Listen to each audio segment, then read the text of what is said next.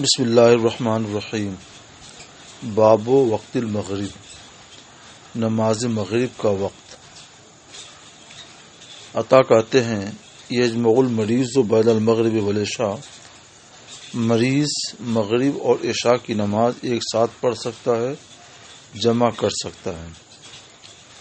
ہمارے یہاں بھی عذر کی وجہ سے جمع کر سکتا ہے، لیکن جمع سوری کل جس کی تفصیل گزر چکی کہ مغرب کی نماز مغربی کے وقت میں پڑھے آخر میں، اور عشاء کی نماز عشاء کے وقت میں پڑھے اول میں۔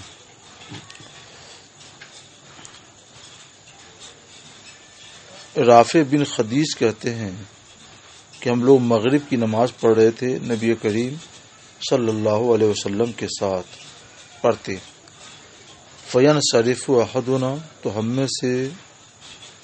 ہم لوگ نماز سے فارغ ہوتے اس حال میں کہ وہ اپنے تیر کے گرنے کی جگہوں کو دیکھ لیتا۔ مواقع موقع کی جمع ہے، نبل کے معنی تیر، یعنی غروب آفتاب کے فوراً بعد ہی نماز مغرب پڑھ لی جاتی تھی، اور فارغ ہونے کے بعد جب ہم لوگ واپس ہوتے تو ابھی اتنا اجالا ہوتا کہ کوئی تیر مارنے والا تیر چلاتا تو تیر گرنے کی جگہ صاف نظر آ جاتی، ابھی اندھیرا نہیں پھیلا رہتا۔ محمد بن عمرو بن حسن بن علی کہتے ہیں کہ قدم حجاج بن یوسف جو حاکم عراق تھا وہ آیا، تو ہم لوگوں نے جابر بن عبداللہ سے پوچھا، یہ حجاج بن یوسف کو سنانے کے لیے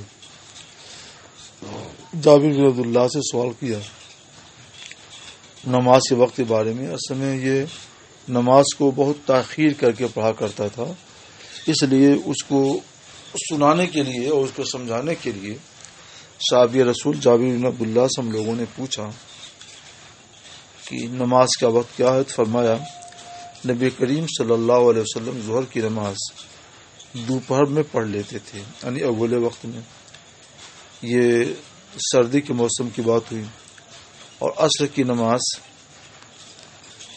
اس وقت پڑھ لیتے جب سورج روشن ہوتا، یعنی اس کے اندر بھی زردی نہیں آئی ہوتی، اور مغرب کی نماز اس وقت پڑھتے جب سورج غروب ہو جاتا، سورج کے غروب ہوتے ہی سرکار مغرب کی نماز پڑھ لیتے تھے۔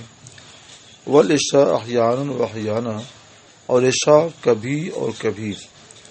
احیانا و احیانا کا کیا مطلب ہے، آگے آنے والے جملے سے وہ بات واضح ہو جاتی ہے، اس کے پیش نظر اس کا مطلب یہ ہوگا۔ اور عشاء کی نماز کبھی جلدی پڑھ لیتے اور کبھی تاخیر سے پڑھتے۔ اس کی تفصیل یہ ہے کہ جب سرکار دیکھتے کہ صحابہ جمع ہو گئے تو جلد نماز پڑھ لیتے، اور جب دیکھتے کہ ان کے آنے میں دیر ہو رہی ہے تو دیر کر دیتے۔ اور صبح کی نماز سرکار علیہ الصلوۃ والسلام غلس میں پڑھتے تھے، یعنی تاریکی میں۔ سرکار علیہ الصلوۃ والسلام نے فجر کی نماز تاریکی میں پڑھی، یہ بیان جواز کے لیے۔ سرکار علیہ الصلوۃ والسلام پر چونکہ بیان جواز بھی فرض تھا، اس لیے اول وقت فجر تو غلسی ہے، اور جب صبح روشن ہو جائے، روشنی نمودار ہونے لگے، تو اس وقت فجر کی نماز پڑھنا یہ مستحب ہے۔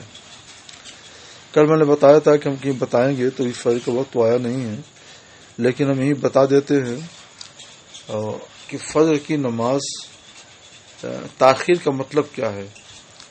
تو کل میں نے یہ مطلب ہی سمجھا دیا تھا آپ لوگوں کو عصر کے وقت کے بارے میں۔ عصر کے وقت میں وہی مطلب فجر میں بھی ہے کہ پورے وقت فجر کو دو حصوں میں تقسیم کر دیا جائے۔ نصف آخر میں نماز پڑھنا یہی تاخیر ہے، اور وہی وقت مستحب ہے۔ نصف اول میں پڑھنا تعجیل، اور نصف آخر میں پڑھنا یہ تاخیر، اور وہی تنویر، وہی اسفار۔